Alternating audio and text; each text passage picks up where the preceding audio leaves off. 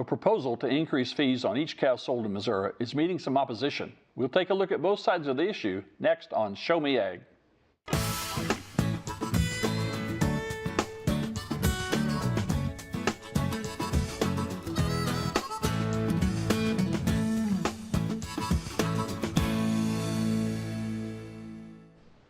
Welcome to Show Me Ag. I'm your host, Kyle Vickers.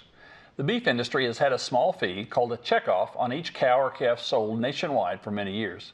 The funds are used to promote beef to consumers, and there's some pretty strict rules on how the money is collected and spent. Now there's a proposal in Missouri to have an additional $1 per cow deducted at marketing to be spent by the Missouri Beef Industry Council to promote their product. We'll take a look at the proposal with the Executive Director of the Council, Mark Russell. Mark, thanks for coming. Thank you. There's a little bit of history here. Let's just kind of go over it. There's a national checkoff established a few years ago, and that's working. You get part of those funds now. So let's talk about that first. That's correct. In 1988, the National Beef Checkoff was started to actually help do three things: provide promotion, research, and education dollars to the beef industry. An opportunity for producers to be able to promote their own business there on the farm. We know producers can't be out there because they're busy on the farm. So the checkoff was started, just like many other commodity groups today, to help do those things.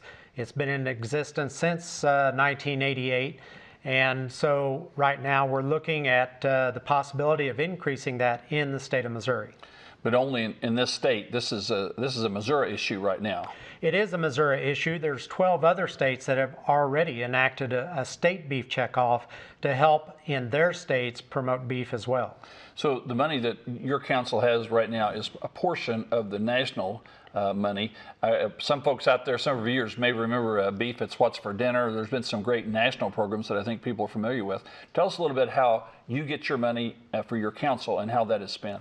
Well, anytime an animal is sold in the state of Missouri by a federal act and order and a federal law, there's a mandatory dollar that's withheld from the sale of that.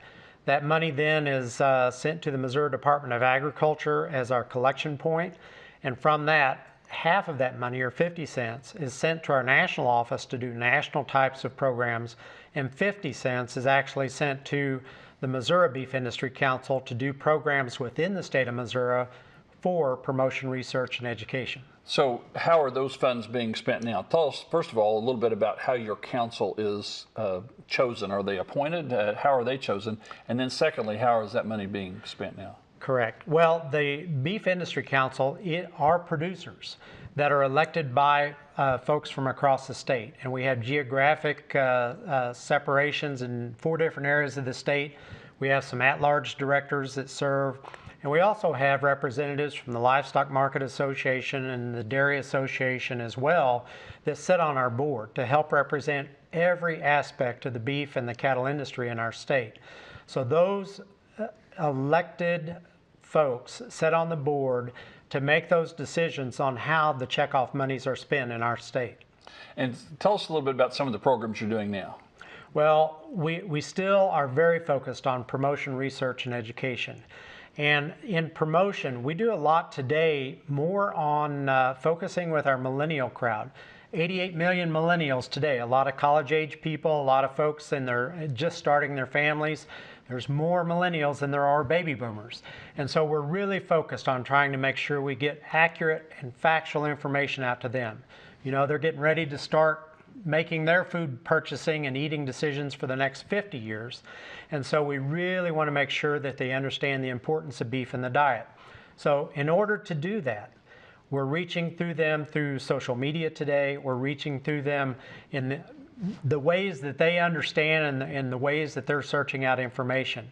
Back this last fall, we did a 45-day promotion in Missouri only with video ads. When somebody was searching about beef or grilling, in the state of Missouri, in that 45 days, we had 118,000 millennials that actually listened to at least 30 seconds of our video ads. So we know that's an extremely effective way of reaching folks. On the research side, we really focus in 3 areas. One is product innovation and development of new products and packaging. The other one is looking at beef safety. How can we keep our beef supply safe from conception all the way to the table? And then the last is looking at health and nutrition. Probably an exciting thing that we have today is we're looking at the importance of meat protein in the diet starting at breakfast time, not just in the evening. We know 65% of teenagers today eat nothing for breakfast. We have a juvenile obesity problem in this country, and with juvenile obesity, we have a juvenile diabetes problem. We think through our hypothesis is if we can get meat protein into teenagers in the morning, at least 30 grams, we're going to be able to affect juvenile diabetes in the entire world. So the two basic things are research and promotion of beef. What about policy issues? Are you allowed to spend any money on policy issues? Policy is one of the things that the Checkoff cannot spend dollars on. It was set up in the 80s to keep a separation between that, so we can't influence government, we can't influence policy. And there's one other part of the stool that I didn't mention, and that was education. We can spend money on education. In fact, we're doing a lot in education today, more so than we've ever done before. Some of that is in our K through 12 school programs, through the Ag Education on the Move program. We have Beef in the Classroom programs. And most recently, we announced that we're going to be doing a large kind of a support role with the St. Louis Science Center in St. Louis, Missouri. And they are developing a permanent site of where your food comes from. And the Beef Industry Council, as well as other ag organizations, are on the ground floor, not only in support, but also in developing content and curriculum for that organization. Well, it all sounds very good, but as might be expected, there's some opposition to this proposal. And so to get the measure of some of that opposition, we decided to get that perspective. We went out to Callaway County and visited with Jeff Jones. I'm a fourth generation farmer, born and raised right here in Callaway County. We've had registered Angus cattle here on the farm since 1949. We've actually had cattle on some of these farms, dates back since way before my generations, 1895. So we've got deep roots right here in Callaway County, and we are just 100% agriculture based. I am opposed to the Missouri Beef Checkoff, and one of the reasons why I am strongly opposed to it is this beef checkoff didn't come from a petition of the producers. This is a petition that had been brought about through the MBIC and their board of directors. And so if it would have been petitioned by the producers, I feel like they would have been speaking for the producers' half instead of basically telling the producers what was going to take place. And we had one beef hearing at Sedalia about the checkoff, and I participated in that and spoke against it. And it was to show Richard Fordyce, which is the head of the Department of Ag, if there was a reason to not go on with the vote or to go on with the vote. And there was a tremendous amount of resistance there that day, but shortly after the hearing, Richard Fordyce said that he would go ahead with the referendum, forcing the vote. And so, you know, I felt like our voice as producers wasn't being heard at that time because, well, in the beef industry, for good things to happen, everybody needs to unite and come together as one. And when I spoke that day, I said, you know, this beef checkoff, the way the homework has not been done and the questions that have not been answered, is turning out to be an issue instead of an answer. And so I was hoping that there would be great communication and possibly more hearings or open forums, and to get people to unite before a vote was forced. And so they're hoping to be collecting money by July if this thing passes. And so it's kind of a hurry-up deal. But, you know, if you don't answer one question, that brings about 1,000 more. And the fact that the communication has not been strong between the corporate and the producers' end, it seems to bring about a lot of emotion and a lot of resistance. You know, back in '88, when they first started this, we had more cattle then than we do now. We had more producers then than we do now. And so to prefer the national checkoff, well, I just believe that the money that we make here would be better spent through spending it through our local communities and educating our kids in 4-H and FFA and trying to promote our product through the next generation and through our generation and the older generation to help everybody unite as one and understand that we're raising a safe, good quality, sustainable product in the benefit of the people, not just the dollar.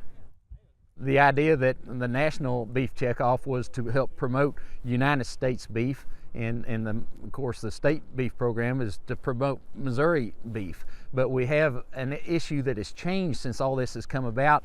There's a program called COOL, C-O-O-L, which is Country of Origin Labeling, and that has just recently been destroyed. And well, that allows imported beef to be coming into the United States, and our dollar on our checkoff is going to be promoting all beef now. So even beef that maybe is not raised in the quality ways that we're doing it, or the sustainable ways that we're doing it, or maybe not even the quality of beef that we're raising, well, we're promoting all beef, and that's coming in to compete with our product. Instead of help make our product bring more money, it's going to bring less money. And one way to show that, you know, is a reality is that we've had a 30% drop in the cattle market since COOL has been destroyed, and just dating back to just recently as far as September. I want to thank Mr. Jones and his family for participating in this. Obviously, he's got some concerns that are shared by others, and there was some opposition at the hearing. Let's talk a little bit about the process. And if I understand right, the initiative originally came from the Beef Industry Council. Tell us how this came about, that the council felt strongly that they needed more funds, and then let's go through the whole legislative process, I guess, to get to this point. Sure. You know, it hasn't been an overnight situation. Before I even started work for the Beef Industry Council, there was a task force that represented all aspects of the beef industry. It started 4 to 5 years ago, looking at how are we going to be effective in the way we're going to spend money. Do we need to look at increases? And when we started the beef checkoff in 1988, there was about 5 million people in the state of Missouri. Today, there's 6 million people plus in the state of Missouri. We had more cattle, so we had more dollars. Well, as we all know, inflation has kind of eroded the purchasing power of that dollar. So today, we have less money per capita, and also if you deflate that out, we don't have near the purchasing power and the impact that we used to have in 1988.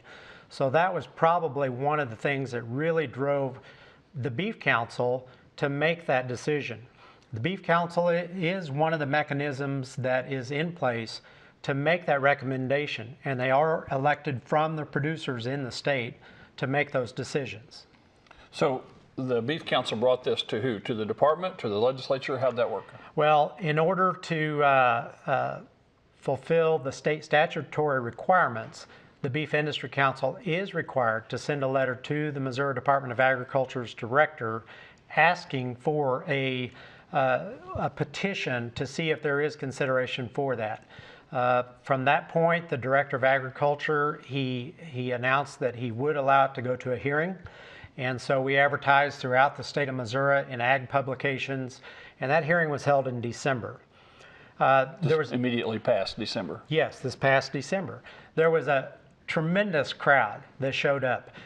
Total was in excess of 200 folks. And when you actually listen to the testimony, there were people on both sides. But what you could hear, an overwhelming, to me, interest is that we should let producers decide this, not the government. And I think the Director of Agriculture resonated with that. Even people on the anti-checkoff side and the people on the for checkoff side, they felt it was important for producers to be able to decide instead of the government. Well, as we've moved through then, there's a registration process and then later on a voting process. Tell us a little bit about that. So after the hearing, within several days, the Department of Agriculture did decide to go forward. The Director of Agriculture, he indicated that he thought that producers should be able to do that. They extended the registration process for 60 days, from January 4th through this coming March 4th. That's a time period when There's a lot of questions that are being answered, a lot of presentations being made, a lot of folks are trying to understand both sides of the story. And after that registration process is over, then there will be actually a voting process to vote for or against the state beef checkoff, and it will begin April 4th and will end April 15th. So up to March 4th for registration, and in April will be the vote. In addition to some concerns about the checkoff itself, the voting process has also taken some criticism. We'll again hear from Mr. Jones. The voting process is not a secret ballot. It's going to be what I would call an open ballot. And to register to vote, you're going to have to put out how many cattle you owned or sold in the last 3 years. And to be eligible, you've got to at least sold one calf in the last 3 years. But this is basically going to be public information. And it's not a secret ballot. This information is going to be open. And so that's kind of intimidating to producers because they don't want to put that personal information in the public's eye. And then also the thing that bothers me just a little bit is Richard Fordyce got to make the decision on whether this referendum was going to go into play or not. Well, the MBIC, the Missouri Beef Industry Council, is paying the Department of Ag to be a collector of the fees. On the national checkoff right now, they're getting approximately, Mark Russell said, around $26,000 a year for collecting the fees. Now, I asked, well, if the Missouri beef checkoff passes, what will you be getting paid in additional for that, the Department of Ag? The answer was they did not know just yet, but there would be an amount that would be incurred at that time. And so, to me, that's a tough call because the Department of Ag is getting paid money, but yet gets to make the decision whether the referendum goes forward or not. And then to go a step further than that, the Department of Ag is going to count the vote. And Mark Murphy works for the Department of Ag, and I visited with him, and he said that he and his secretary would be the ones counting the vote on this. Well, to me, they're not a third party. And he said, yeah, they're a third party. And I said, well, how can you be a third party if you're taking money from the MBIC to collect funds on the national checkoff and potentially the state checkoff? And he said, well, that's just the way it is. And I said, why wouldn't we, MBIC, incur the price of hiring an outside accounting firm to count the votes? I said that would be fair to everybody, and that would be a very good third party, or at least include somebody like the MRCC to watch the vote count take place. And the answer was, well, wasn't for sure that was legal to include somebody else to sit in on the vote count, but that was a point well taken that maybe down the road, like the dairy industry and the swine industry, they're hiring somebody else to collect the fees, so that keeps the Department of Ag a true third party. I talked to Mark Russell yesterday, and you know, the fact that they could be collecting money by July if this thing passes, well, that's definitely the driving force. And I'd mentioned to Mark, you know, that it'd have been nicer to slow down, had more open forums, answered the questions, did the homework complete, and get everybody aligned together, and then there's going to be a good outcome when people line up together. But when they scatter and become diverse in divisions, you know, even of people that have not had an opportunity to research this issue, the fact that there's so much emotion and so many unanswered questions to this, that makes you wonder why. And I think it's because they're wanting to collect the money by July and get the program into effect. Again, our thanks to the Jones family for helping us out here. So there's several objections here. Part of this is in the voting process. Why is it necessary to report your numbers of cattle as you register? Well, the state statutes that established commodity councils back in the 80s, actually, it's not just beef, it's all commodities. It is important to, through the state statute, to report that. And the examples I give is somebody that has 1,000 animals a year that they're marketing, probably that is their livelihood, and they have a pretty big vested interest in their industry.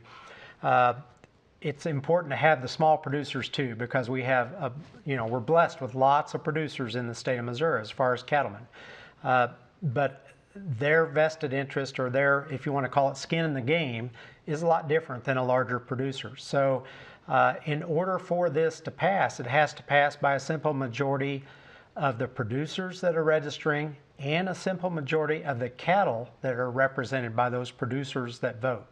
And so it does take both in order to pass it. So if a simple majority of the people are against it, it will fail. Or if a simple majority of the cattle that are represented are against it, it would also fail. But if both of those are in favor of it, it would pass. Again, I want to emphasize the registration is ongoing. The vote will be in April. I'm sure you have some plans to spend this money. This is going to be a huge increase in funding for the council. Tell us a little bit about what plans you see down the road if this passes and you have those funds available. That's a great question, Kyle, and many people are asking that question today. If you had the money, what would you spend that money on? And our board has already looked at that, and it's hard to predict what would happen because those monies would, even though they'd start be collecting in July, we probably wouldn't start seeing those until September, October this fall. But 35 cents of that new dollar would go back to promotion. Some of the things that we can't do anymore, statewide radio and TV ads that are the Beef It's What's for Dinner campaign. Another aspect that we think in promotion that's going to be crucial is a billboard campaign. We've been wanting to do billboards for several years, simply don't have the money. Then when we move into research, we think today that maybe some of the things that we would like to be doing in research could affect producers more on their farms, not just product innovation, not just product safety, and not just health, but also maybe some producer impacted things that would help them become more efficient on their farms. And one of the ones that we're already looking at is how fescue, the endophyte in fescue is so significant and detrimental really to the beef cattle herd in the state of Missouri. There's research right now that you can be able to determine genomically which cattle are resistant to that in fescue. So some production research type dollars. Education, we think we have got to be on these college campuses, and we've got to expand our education component within the K-12 program. St. Louis Public Schools, through the St. Louis Post-Dispatch, now is talking to us about how can we develop curriculum and how can we get into the St. Louis Public Schools to educate them about beef. And finally, there's kind of a new area that we think that we might be able to direct some dollars to, and that's to help the Missouri Association of Meat Processors and then producers that have decided to start processing and labeling and marketing their own beef off their farms. And we think about 10 cents of that new dollar could help towards a fund that would actually help promote Missouri produced and processed beef. I know one of the concerns that people have voiced is they're not sure where the money's going, and the council's kind of closed off, then you have these other plans. How can people find out where the money's going now, where it will be spent? Is there some place that they can research that? Well, they're always welcome to come to our website, which is mobeef.org. We're trying to be very transparent of how that money has been spent. There's brochures on the website that they can get to and look and see where we've been allocating that money. And then the new dollars, they're welcome to call our office, visit with me or any of the staff as far as what they're interested. There are specific questions that they are interested in doing. But we are very interested in talking to people that are on both sides that have questions to try to make sure that they understand the rationale and the reasoning behind why we're going forward. This prospective budget that you talked about, you've kind of got, is that broken down in percentages? Is that also on your website about what the plans are? The prospective budget, I don't think is on the website right now, but it's something that we could add to it at any time, and I think that's a good idea. We can add that. So will they hire more staff? Will you have a very small staff right now? You're going to add extra people? What are you going to do administratively? Well, administratively, the board is already discussing that they don't want to increase administrative budget. And so we anticipate not adding any more staff at this time if it passes. And we spend about between 7 and 8% towards administrative cost right now, which includes some of our board cost and some of their travel and administrative type hours that we spend. So of that 50 cents we get, we're pretty proud that we're spending about 3.5 to 4 cents on administrative, and the rest are going into programs. You mentioned earlier millennials, and that's the future. My sons are all in that ballpark, age-wise. They're pretty good beef eaters because they've grown up on a farm. But some of their friends, some of the girls that we've met, not so much. What is the future for beef and beef promotion? I think the future for beef and beef promotion is truly reaching out and making sure people understand the significance of beef in the diet, the reason that beef is good in a healthy diet. You know, health consciousness is becoming super important to our millennial crowd. Females or males, and females are making most of those purchasing decisions. They have to understand if health is important to them and their children, what's going to be the best return on their investment on their health dollar and their food dollar to get the most back. And we know that beef is, 10 essential nutrients for less than 10% of your calories in a daily serving is absolutely one of the most nutrient-laden forms of food that you can put in your mouth. Plus, I just personal opinion is steak tastes pretty darn good. So, it does. It is still center of the plate in all restaurants today. More than 50% of the meat that's ordered and consumed in the restaurants, it's beef, and the rest are splitting up the other 50%. Yeah. This is going to obviously be decided pretty quickly, and it'll be decided by a vote, which is a good American democratic way, even though there are some objections. It will be decided here next month. I want to thank Mark for being with us tonight and helping us understand this issue, and to Jeff and the Jones Angus Farm for spending time with us as well. But that's all the time we have for tonight. Before we go, we'd like to also thank you, our viewers, for tuning in to Show Me Ag. Be sure to tune in next time for another look at a topic touching rural Missouri. For everyone here at KMOS and myself, good night. We're also very interested in what you have to say. So if you have feedback you'd like to share with us, you can email us at showmeag@kmos.org or find us on Facebook.